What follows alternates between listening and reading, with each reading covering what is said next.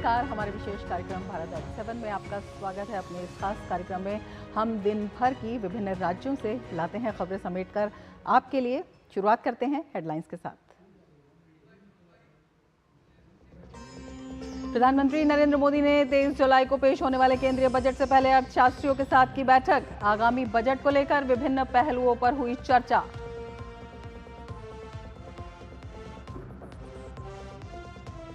Supreme court में NEET UG मामले को लेकर 18 जुलाई तक सुनवाई टली। कहा, मामले के कुछ पक्षकारों को केंद्र और एनटीए द्वारा दायर हलफनामे पर बहस से पहले जवाब तैयार करने की जरूरत। वहीं नीट यूजी पेपर लीक मामले में बिहार से राकेश रंजन उर्फ रॉकी को सीबीआई ने गिरफ्तार किया। पटना और कोलकाता में 4 ठिकानों पर सीबीआई ने की छापेमारी।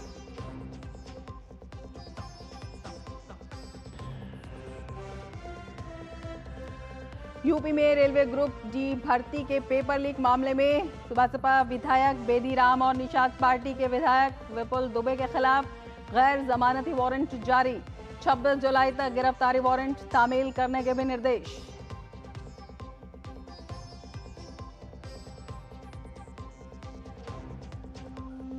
अमरनाथ यात्रा के 12वें दिन 19,000 से ज्यादा श्रद्धालुओं ने बाबा बर्फानी के किए दर्शन। गुरुवार को 4,885 तीर्थयात्रियों का एक और जत्था कश्मीर के लिए हुआ रवाना।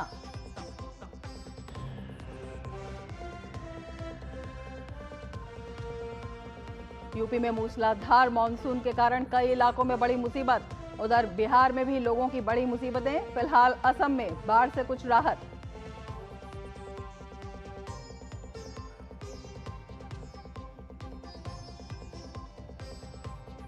और इंग्लैंड ने यूरो कप के फाइनल में बनाई जगह। 90वें मिनट में वॉटकिंस के गोल की मदद से सेमीफाइनल में नीदरलैंड्स को 2-1 से हराया। रविवार को खिताबी मुकाबले में स्पेन से होगा सामना।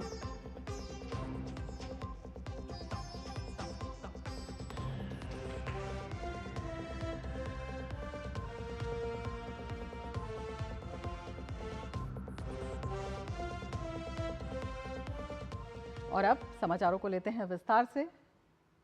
शुरुआत करेंगे बाढ़ से आफत की। बाढ़ ने जिस तरह से देश में तबाही मचाई हुई है, पूरब से पश्चिम तक बाढ़ की तबाही देखने को मिल रही है। पहाड़ से लेकर मैदान तक भारी बारिश से हाहाकार मचा हुआ है। पहाड़ी इलाकों में भूस्खलन की घटनाएं बढ़ गई हैं। मैदानी इलाकों में पानी के सैलाब से जनजीवन बुरी तरह से प्रभावित है। उत्तर प्रदेश, उत्तराखंड, असम, बिहार हर जगह जनजीवन अस्त व्यस्त है। उत्तराखंड में बीते 24 घंटों में भारी बारिश के चलते जानमाल का भारी नुकसान हुआ है। उत्तर प्रदेश के कई जिलों में भारी बारिश के कारण बाढ़ जो है उसने तबाही मचाई है। यूपी में बारिश के कारण हुई घटनाओं में कई मौतें हो गई हैं। असम में बाढ़ की स्थिति में धीरे धीरे सुधार भी हो रहा है। असम में बाढ़ से मरने वालों की संख्या 84 तक जा पहुंची है। बिहार में भी कई नदियां उफान पर हैं। उधर नेपाल में भारी बारिश के कारण बिहार की नदियों का जलस्तर बढ़ गया है। गंडक, बागमती, कमला बलान, कोसी, महानंदा ने खतरे के निशान को पार कर लिया है।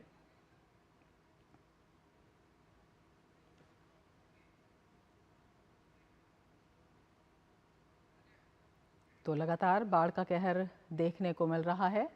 पहाड़ से लेकर मैदान तक भारी बारिश और बाढ़ ने लोगों का जीना कर दिया है मुश्किल। जहां पहाड़ी इलाकों में भूस्खलन की घटनाएं बढ़ती जा रही हैं, वहीं मैदानी इलाकों में पानी के सैलाब ने जनजीवन को बुरी तरह से प्रभावित कर दिया है। लगातार हो रही भारी बारिश के चलते उत्तर भारत में कई जगह बाढ़ की स्थिति उत्पन्न हो गई है। उत्तर प्रदेश, उत्तराखंड, असम, बिहार हर जगह जनजीवन अस्त व्यस्त हो गया है। उत्तराखंड में भारी बारिश के कारण जगह जगह लैंडस्लाइड और बाढ़ से हालात खराब हैं। बुधवार को राज्य के चमोली जिले में पातालगंगा लंगसी टनल पर पहाड़ का एक बड़ा हिस्सा गिर गया। स्टेट इमरजेंसी ऑपरेशन सिस्टम ने बताया कि लैंडस्लाइड के मलबे से 2 नेशनल हाईवे और 200 से ज्यादा ग्रामीण रास्ते भी बंद हो गए। राज्य में बीते 24 घंटों में भारी बारिश के चलते जानमाल को भी भारी नुकसान पहुंचा है। हल्द्वानी, बनबसा, टनकपुर, सितारगंज और खटीमा में हालात सबसे ज्यादा खराब हैं। इसके साथ ही कुमाऊं इलाके में व्यापक वर्षा के कारण नदी उफान पर है। वहीं उत्तर प्रदेश के कई जिलों में भारी बारिश के कारण बाढ़ आ गई है। इसके चलते कई गांव और फसलें बुरी तरह प्रभावित हुई हैं। पूरे राज्य में पिछले 24 घंटों में बारिश से जुड़े तमाम हादसों में 20 से अधिक लोगों की मृत्यु हो गई है। श्रावस्ती, शाहजहांपुर, बस्ती, अयोध्या, सीतापुर और सिद्धार्थनगर जैसे जिलों की नदियों का जलस्तर बढ़ गया है। पीलीभीत और लखीमपुर खीरी में हालात सबसे ज्यादा खराब हैं। पीलीभीत में वायुसेना की सहायता से पूरनपुर तहसील में एयरलिफ्ट ऑपरेशन के माध्यम से बाढ़ में फंसे हुए लोगों को सुरक्षित स्थान पर पहुंचाया गया है। मुख्यमंत्री योगी आदित्यनाथ ने आज तराई क्षेत्र के श्रावस्ती जिले के बाढ़ प्रभावित क्षेत्रों का दौरा किया। असम में बाढ़ की स्थिति में धीरे धीरे सुधार हो रहा है। बारिश में कमी होने से बाढ़ प्रभावित इलाकों की संख्या घटी है, लेकिन बुधवार को 5 लोगों की जान जाने से बाढ़ से मरने वालों की संख्या बढ़कर 84 हो गई है। वहीं अभी भी कुछ प्रमुख इलाकों में ब्रह्मपुत्र समेत अन्य 3 नदियां बुरहीदीहिंग, दिसांग और कुशियारा खतरे के निशान से ऊपर बह रही हैं। राज्य के काछार, बारपेटा, दरांग, गोलाघाट और दक्षिण सालमारा समेत कुल 27 जिलों के 86 राजस्व मंडलों के अंतर्गत 2500 से अधिक गांव बाढ़ की चपेट में हैं। राज्य भर में 365 राहत शिविर लगाए गए हैं, जिसमें 45,000 से ज्यादा लोगों ने शरण ली है। बिहार में भी मानसून की सक्रियता के साथ ही नदियों का जलस्तर लगातार बढ़ रहा है।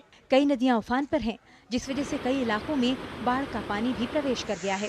केंद्रीय जल आयोग के मुताबिक गंडक, बागमती, कमला बलान, कोसी और महानंदा जैसी नदियां कई स्थानों पर खतरे के निशान से ऊपर बह रही हैं। दूसरी तरफ आकाशीय बिजली की चपेट में आने से राज्य में 21 लोगों की मौत हो गई है। मौसम विभाग ने गुरुवार को भी 19 जिलों में अति भारी बारिश का अलर्ट जारी किया है। इसके साथ ही बाढ़ वाले क्षेत्र में बचाव और राहत कार्य तेजी से चलाया जा रहा है। राज्य के जल और संसाधन मंत्री विजय कुमार चौधरी ने कहा कि सरकार ने बाढ़ और सुखाड़ के लिए स्थायी रूप से मानक कार्य संचालन बनाया है। जिसी समय सुखाड़ की स्थिति बनेगी तो उसके लिए जो आवश्यक डीजल अनुदान से लेके बाकी चीज़ें किसानों को मदद करने के लिए, चाहे डीजल सब्सिडी हो, इनपुट मैंने सब्सिडी हो, वो सब की व्यवस्था की जाती है। और बाढ़ के समय में तो और जो बाढ़ग्रस्त होते हैं, जो पीड़ित परिवार होते हैं, उनके लिए भी एक मानक प्रक्रिया बनी हुई है। उसके तहत जैसे ही वो बाढ़ग्रस्त होंगे, उनको सहाय सामग्री से लेके, चाहे उनको किसी सुरक्षित जगह पे ले जाने की बात हो या फिर उनके लिए अगर विस्थापित होते हैं तो खाने पीने की व्यवस्था हो, वो सब सरकार के तरफ से किया जाता है। इसके साथ ही नेपाल में भारी बारिश के कारण भी बिहार की नदियों का जलस्तर लगातार बढ़ता जा रहा है। नेपाल की तरफ कोसी में साल 2004 के बाद सबसे ज्यादा पानी छोड़ा गया है। बिहार सरकार के द्वारा बाढ़ प्रभावित लोगों के बीच राहत सामग्री का वितरण और बचाव कार्य अभियान वृहद स्तर पर चलाया जा रहा है। Bureau report, DD news. तो बाढ़ और बारिश से कई इलाकों में हो गया है जीवन बेहाल। दिल्ली में भी टूट गया बैराज। जी हां, दिल्ली में जेजे कॉलोनी की तरफ से नहर की दीवार टूट गई, जिसकी वजह से नहर का पानी आसपास की कॉलोनियों में भर गया। हमारे संवाददाता कुमार आलोक ने ग्राउंड जीरो पर जाकर बवाना की जेजे कॉलोनी की स्थिति का जायजा लिया।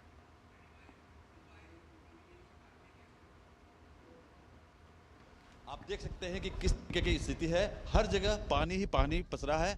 और जहां तक हम बात करें कि रात में देर रात में यहाँ पर मुनक नहर है और मुनक नहर का जो बांध वहां से टूटा है और उसके बाद वो ये स्थिति यहाँ पर बनी है। और अगर हम बात करें मुनक नहर की बात करें तो या जेजे कॉलोनी की अगर हम बात करें तो सरकार का कहना, यानी यहाँ के सांसद महोदय जो है चंदौलिया, उनका कहना है कि कुछ साल पहले डीडीए ने ये पूरी जेजे कॉलोनी जो है वो दिल्ली सरकार को दे दी थी और इसके लिए 18 करोड़ रुपए भी सैंक्शन हुए थे, क्योंकि सीवर लाइन बिछाने के लिए और पानी की लाइन बिछाने के लिए।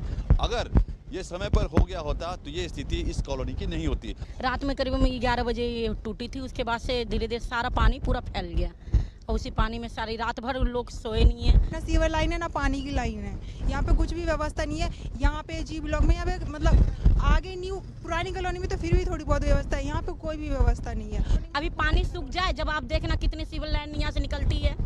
अभी तो पानी भरा हुआ, कहेंगे लोग जो पब्लिक झूठ बोल रही है, पानी सूखने के बाद देख लो कितना सीवर लाइन मैंने देखा कि यहाँ की जो महिलाएं हैं खासकर वो ज़्यादा प्रभावित हैं, क्योंकि उनको घर संभालना होता है और सीवर लाइन ना होने की वजह से, पानी लाइन ना होने की वजह से ये स्थिति आज की नहीं है। जब भी बरसात भी होती है तो इस तरह की स्थिति यहाँ पर पैदा हो जाती है।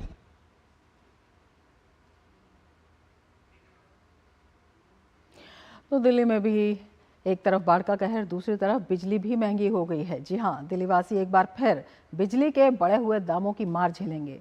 दिल्ली में बिजली के दामों में बढ़ोतरी होने जा रही है। बिजली के मूल्य में हुई बढ़ोतरी बीते मई के महीने से जोड़ी जाएगी। कई लोगों को बिजली के बिल पहले से बढ़े हुए मिल रहे हैं।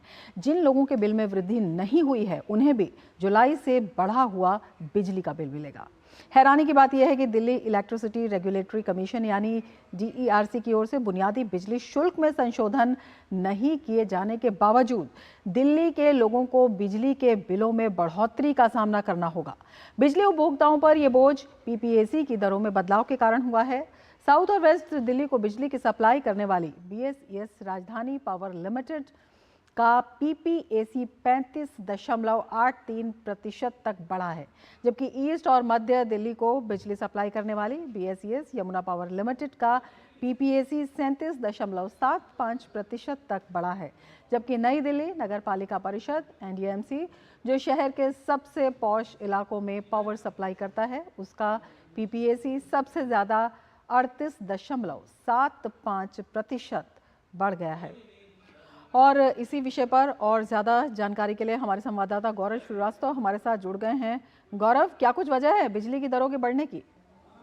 बिल्कुल रमा, आपको बताना चाहूँगा क्योंकि यहाँ पर हमने देखा है कि आम आदमी पार्टी जिस तरह से जो दावे और वादे लेकर सामने आई थी वो अब कहीं ना कहीं वो धूमिल होते हुए नजर आ रहे हैं। और इसका साफ असर अब की बार के जो बिल का जो अब की बार बिल आया है बिजली का, उसमें साफ तौर पर देखने को मिल रहा है। और इसकी साफ वजह अगर जो बताई जा रही है वो अभी तक यही निकल कर सामने आ रही है कि दिल्ली इलेक्ट्रिसिटी जो रेगुलेटरी कमीशन है उसने बिजली सप्लाई वाली कंपनी में पावर परचेज एडजस्टमेंट कॉस्ट में 9% की बढ़ोतरी की उसे मंजूरी दी, जिसकी बाद हम देख रहे हैं कि जो अतिरिक्त खर्चा यानी कि 200 यूनिट जिस बिल की बात की जा रही थी कि वहां तक वो फ्री होगा और उसके बाद के जो ऊपरी अतिरिक्त जो वहां पर उस पे जो कॉस्ट आ रही है उसमें इजाफा देखने को मिला है। और ये इजाफा अपने आप में बहुत बड़े आंकड़े को लेकर सामने आया है, क्योंकि इसमें 9% तक की बढ़ोतरी की बात सामने आई है। और ये इसलिए भी है क्योंकि इसलिए भी जो बिजली जो कंपनियां हैं वहां पर हमने देखा है कि उन्होंने अपने दाम बढ़ाए हैं। तो इस तरह से जब दाम बढ़ेंगे तो कहीं ना कहीं इस तरह की स्थितियां देखने को मिलती हैं। और यही एक सबसे बड़ा रीजन रहा है कि अब की बार हम देख रहे हैं कि जो लोग हैं उनको राहत मिलती हुई नजर नहीं आ रही है और हजारों का चूना अब की बार उनके ऊपर सामने निकल कर सामने आ रहा है और बिजली की बड़ी दरों का दिल्ली वासियों को सामना करना पड़ेगा। बहुत शुक्रिया गौरव तमाम जानकारी के लिए। और इस खास कार्यक्रम में अब वक्त है एक ब्रेक का। आप देखते रहिए DD न्यूज। आपके घर के खाने में रेस्टोरेंट जैसा स्वाद ले आए MDH का शाही पनीर मसाला। पनीर को क्या मस्त बना डाला। मैं क्या जी, सब जानते हैं जहां दिखे मारियो अपना समझ के खा लियो। स्वाद से सबको दीवाना कर दे, दीवाना कर दे। पता का चाय, गजब का स्वाद। वो मिस्टर विकास की फाइल आप पॉलिसी बाजार। मैम, आपका हेल्थ इंश्योरेंस क्लेम अप्रूव हो गया है। अब आप सर को घर ले जा सकती हैं। क्लेम के टाइम पे हमेशा आपकी हेल्प को तैयार। पॉलिसी बाजार, 1 करोड़ का हेल्थ इंश्योरेंस सिर्फ 390 रुपए महीने से शुरू। अब आया असली स्वाद। अब आया स्वाद। जब स्वाद के पड़े हो लाले तो MDH का चंकी चाट मसाला डालें। MDH का चंकी चाट मसाला। MDH। ब्रेक के बाद फिर से आपका स्वागत है और अब बात करेंगे झारखंड में धर्मांतरण की। झारखंड में धर्मांतरण जो है एक बड़ा मुद्दा बन गया है। धर्मांतरण यानी कि धर्म का परिवर्तन। भाजपा का झारखंड में बड़े पैमाने पर धर्मांतरण का आरोप है।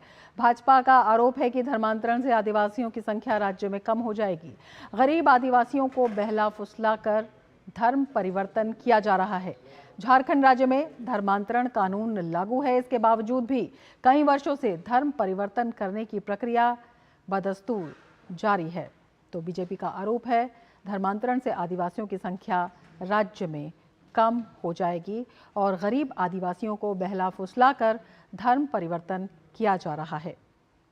तो बीजेपी ने गंभीर आरोप लगाया है और कहा है कि झारखंड में गरीबों का बहला फुसलाकर धर्मांतरण किया जा रहा है। झारखंड राज्य में धर्म परिवर्तन हमेशा से ही बड़ा मुद्दा रहा है।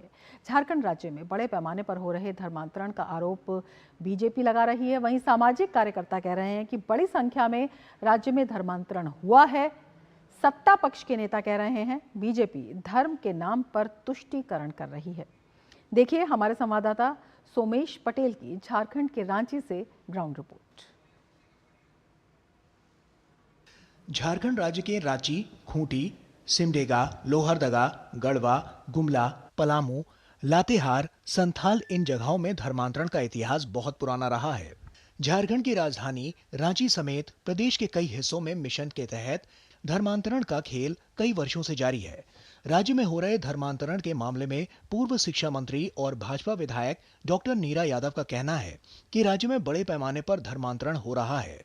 सरकार ने अगर इस पर रोकथाम नहीं लगाई तो आने वाले समय में आदिवासियों की संख्या कम हो जाएगी। यहाँ पर आदिवासी समाज बहुत कम संख्या में बच जाएंगे और लोग भोले भाले आदिवासी हैं, दलित, पिछड़ी और वंचित, शोषित सभी ग्रामीण क्षेत्र में है। उनको नौकरी का बहाना देकर, रोजगार दिलाने के बहाने से, क्योंकि गरीबी अभी भी बहुत ज्यादा है, बहाने से बहला फुसला करके बाहर ले जाने का काम करते हैं। और हम ये कहना चाहेंगे कि आज भी 2 महीने 2.5 महीने का जो समय है, इसमें अगर सरकार एक्शन में नहीं आती है तो झारखंड की डेमोग्राफी बिल्कुल चेंज हो गई है, जिसका संज्ञान माननीय उच्च न्यायालय ने भी लिया है। वहीं भाजपा के पूर्व विधायक राम कुमार का कहना है कि झारखंड जब से बिहार से अलग होकर राज्य बना है, तब से धर्मांतरण हो रहा है। गरीब आदिवासी को बहला फुसलाकर उनका धर्म परिवर्तन किया जा रहा है। वहीं सामाजिक कार्यकर्ता मेघा उराव कहते हैं कि बड़ी संख्या में धर्मांतरण हो रहा है, जबकि सत्तारूढ़ झारखंड मुक्ति मोर्चा इस मामले में बीजेपी पर झूठ बोलने का आरोप लगा रही है। पूरे झारखंड प्रदेश में जब से अलग झारखंड राज्य हुआ है तब से लेकर अभी तक अगर हम देखें तो बड़े पैमाने पर यहाँ पर धर्मांतरण लोग कर रहे हैं। इसके पीछे यही कारण है कि जो गरीब गुरबा लोग हैं जो गांव में रहते हैं, वो लोगों को अंधविश्वास का ढोंगी रचकर और लोगों को धर्मांतरित कराते हैं। अगर कोई थोड़ा सा बीमार भी हो गया है तो एक तरह से आशीष पानी लगा कर जल पिला देता है और इसको पिला जाने से बोलता है कि प्रार्थना यीशु का, इन लोगों का आशीर्वाद मिलेगा और आप लोग ठीक हो जाएगा। इस तरह से छोटी छोटी घटनाएं घटाकर, छोटी छोटी बातों को लोगों को प्रभावित करके और एक तरह से धर्मांतरित करता है। यहाँ पर झारखंड में खास करके मैं समझता हूँ कि बड़े पैमाने पर ये धर्मांतर का खेल हो रहा है। किसी न किसी रूप में लोभ से, लालच से, छल से, कपट से ये कराया जा रहा है। और मैं सामाजिक कार्यकर्ता होने के नाते हमें रिपोर्ट मिलती है तो वहाँ पर हमको जाना पड़ता है और जो भटके हुए, जो धर्मांतरित हो चुके हुए या भटक रहे हुए, वैसे सभी लोगों को अपना घर में मूल धर्म में वापसी करने का मैं प्रयास करता हूँ। देश में झारखंड राज्य धर्मांतरण का सबसे बड़ा केंद्र है। यहाँ जनजातीय समुदाय की बड़ी आबादी का धर्म परिवर्तन हो चुका है। गौरतलब है कि झारखंड राज्य में धर्मांतरण कानून लागू है। इसके बावजूद भी कई वर्षों से धर्म परिवर्तन करने की प्रक्रिया बदस्तूर जारी है। राज्य में इंडी गठबंधन की JMM और कांग्रेस की सरकार है। झारखंड राज्य में धर्म परिवर्तन का मुद्दा हमेशा सवालों में बना रहता है। आए दिन धर्मांतरण पर सियासत खूब होती है। झारखंड राज्य में धर्मांतरण का कानून लागू है, इसके बावजूद भी कई वर्षों से धर्म परिवर्तन करने की प्रक्रिया बदस्तूर जारी है। Somesh Patel, DD news, Ranchi, Jharkhand. भारत निर्वाचन आयोग की टीम ने अपने झारखंड दौरे के क्रम में विधानसभा चुनाव की तैयारियों का जायजा लिया। निर्वाचन आयोग की टीम का नेतृत्व कर रहे वरीय उप निर्वाचन आयुक्त धर्मेंद्र शर्मा और नितेश व्यास ने 2 दिनों तक चली मैराथन बैठक में चुनाव से संबंधित कई निर्देश दिए। इस बैठक में भारत निर्वाचन आयोग के प्रधान सचिव अरविंद आनंद, झारखंड के मुख्य निर्वाचन पदाधिकारी के रवि कुमार और सभी जिला निर्वाचन पदाधिकारी समेत अन्य अधिकारी शामिल हुए। विधानसभा चुनाव की तैयारी की समीक्षा के सिलसिले में झारखंड आई भारत निर्वाचन आयोग की टीम ने रामगढ़ जिले के पतरातू लेक रिजॉर्ट में 2 दिनों तक मैराथन बैठक की। इस दौरान चुनाव से जुड़े विभिन्न पहलुओं पर चर्चा हुई। साथ ही आयोग की टीम ने मतदाता सूची पुनरीक्षण कार्यों की प्रगति की जानकारी ली। आयोग के वरीय उप निर्वाचन आयुक्त नितेश व्यास और धर्मेंद्र शर्मा के समक्ष जिला निर्वाचन पदाधिकारियों ने इस सिलसिले में अब तक हुई प्रगति के बारे में प्रेजेंटेशन दिया। राज्य के मुख्य निर्वाचन पदाधिकारी के रवि कुमार ने कहा कि बैठक में विधानसभा चुनाव के मद्देनजर कई विषयों पर चर्चा हुई है। ये मतदाता सूची का तरफ से आने वाला विधानसभा में यूज होगी उसी का, इसलिए अभी उसमें कितना कोई भी आपका नाम एडिशन कैसा चल रही है उसका प्यूरिफिकेशन एक्टिविटीज कैसा है, उसका संबंध में आपका समीक्षा किया जा रहा है। राज्य के मुख्य निर्वाचन पदाधिकारी ने बताया कि बैठक में मतदान प्रतिशत बढ़ाने को लेकर भी चर्चा हुई। आयोग की टीम ने कम मतदान प्रतिशत के कारणों को समझने की कोशिश की और संबंधित जिला निर्वाचन पदाधिकारियों को इस दिशा में और काम करने की हिदायत दी। वोटिंग परसेंटेज का कैसा बढ़ा सकते हैं, उसमें इम्प्रूव नहीं होने के लिए क्या कारण था, उसमें जिला वाइज क्या समीक्षा है वो कराया जा रहा है। उसके बंद में आगे वो जिला निर्वाचन पदाधिकारी है उसमें काम करेंगे। एक सवाल के जवाब में उन्होंने बताया कि राज्य में विधानसभा चुनाव 5 से कम चरण में होंगे। हालांकि अंतिम निर्णय भारत निर्वाचन आयोग को लेना है। असेंबली इलेक्शन का कितना चरण में होगी उसका बारे में अभी चर्चा वो कमीशन निर्णय लेगी उसमें, परंतु वो 5 चरण में वो नहीं होगी, उसका कम चरण में होगी। बैठक के दौरान विधानसभा चुनाव के मद्देनजर विधि व्यवस्था के पहलुओं पर भी चर्चा हुई। आयोग की टीम ने शांतिपूर्ण चुनाव संपन्न करने को लेकर आवश्यक प्रबंध करने का निर्देश दिया। रामगढ़ से के तिवारी की रिपोर्ट।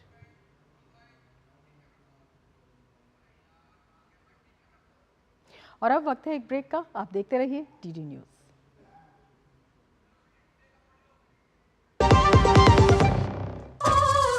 लड़के वाली, भोली भाली, मेहनत वाली, नखरे वाली, असली लड़के वाली, ये तो बड़ी समझदार, बड़ी होशियार, MDH के साथ अब जुड़ते हैं। नई टेस्ट का असली taste, MDH ginger garlic taste. बात जब पीढ़ियों के लिए बनने वाले घर की हो तो जिम्मेदारी बड़ी हो जाती है। गैलेंट समझता है ये जिम्मेदारी। अब डबल M रिब्स के साथ गैलेंट एडवांस TMT रीबार, निर्माण का रियल हीरो। इतनी सी सैलरी में घर की EMI कैसे भरूंगी? काश तुमने जाने से पहले टर्म लाइफ इंश्योरेंस लिया होता। पॉलिसी बाजार पे 1 करोड़ का टर्म लाइफ इंश्योरेंस सिर्फ 470 रुपए महीने से शुरू। चुटकुला समझ नहीं आया? समझ तो ये नहीं आता कि खेत धान का या खरपतवार का। तो इसमें समझना क्या है दोस्त? ले आओ धान के खरपतवारों का स्पेशलिस्ट ग्रीन लेबल। IIL के ट्रैक्टर ब्रांड का ग्रीन लेबल, धान के खरपतवारों का स्पेशलिस्ट।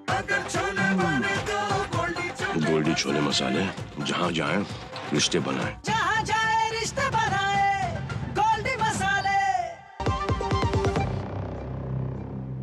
ब्रेक के बाद फिर से आपका स्वागत है। उत्तर प्रदेश जल जीवन मिशन की हर घर जल योजना के तहत घर में नल का शुद्ध पेयजल पहुंचाने वाला देश का पहला राज्य बन गया है। इस योजना के तहत बाराबंकी जिले के ग्रामीणों को स्वच्छ पेयजल पहुंचाने की दिशा में तेजी से काम चल रहा है। जल जीवन मिशन ने उत्तर प्रदेश की जनता का जीवन ही बदलकर रख दिया है। इस अभियान के तहत सालों से चली आ रही स्वच्छ पेयजल की समस्या दूर हो गई है। जल जीवन मिशन के तहत हर घर नल योजना से बाराबंकी के 85% ग्रामीण इलाकों में स्वच्छ जल की आपूर्ति हो रही है। जनपद में करीब 4,35,000 से अधिक परिवारों के हर घर में शुद्ध पेयजल पहुंचाने के साथ ही लक्ष्य के सापेक्ष 85% परिवारों को हर घर नल योजना से जोड़ा जा चुका है। जल जीवन मिशन योजना माननीय प्रधानमंत्री जी, माननीय मुख्यमंत्री जी की एक महत्वाकांक्षी योजना है। माननीय प्रधानमंत्री जी का जो विजन है कि हर टैप के माध्यम से लोगों को पेयजल आपूर्ति उपलब्ध हो। बाराबंकी जिले में 5,12,000 कनेक्शन करने थे। वर्तमान में हम लोगों ने 85% कनेक्शन कर लिए हैं और प्रयास रहेगा कि दिसंबर 2024 तक समस्त पेयजल योजनाओं को के समस्त कार्यों को पूर्ण करते हुए जनता को लाभान्वित किया जाना। जल जीवन इसके साथ ही इस खास बुलेटिन में फिलहाल इतना ही। दीजिए इजाजत, नमस्कार।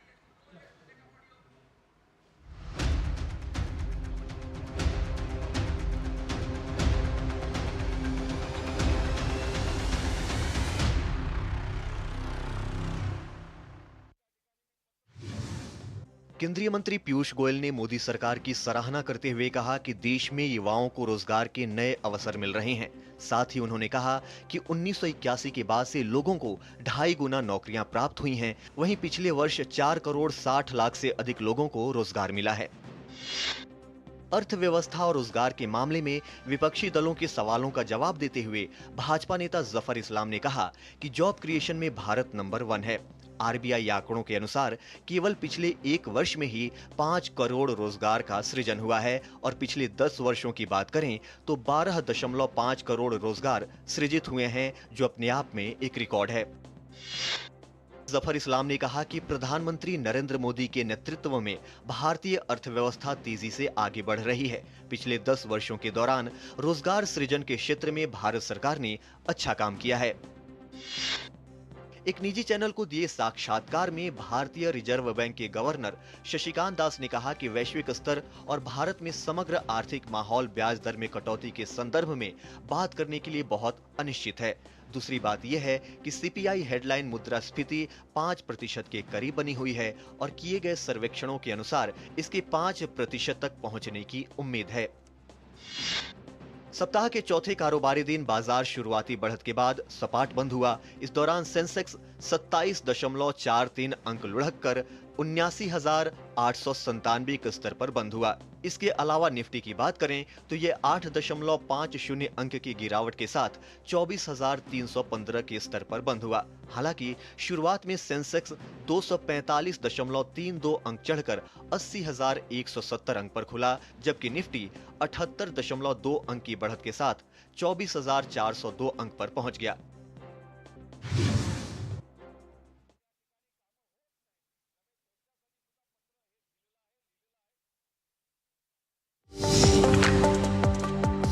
सड़क दुर्घटना में प्राथमिक चिकित्सा का है विशेष महत्व।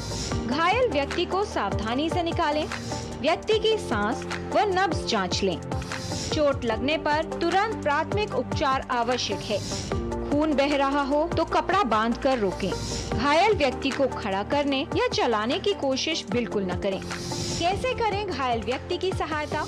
घायल व्यक्ति की गर्दन, पीठ व रीढ़ सीधी रखें। हड्डी टूटी हो तो लकड़ी का सहारा देकर उसे बांध दें। कुछ खास बातों का ध्यान रखें। यदि व्यक्ति बेहोश हो तो उसके मुंह में कुछ न डालें। बेहोश व्यक्ति को पानी पिलाने की कोशिश न करें। यदि कोई नुकीली वस्तु शरीर में घुस गई हो तो उसे निकालने की कोशिश न करें। घायल व्यक्ति की सहायता में हर क्षण है कीमती। जल्द से जल्द पुलिस या एम्बुलेंस को बुलाएं। घायल व्यक्ति को तुरंत सुरक्षित तरीके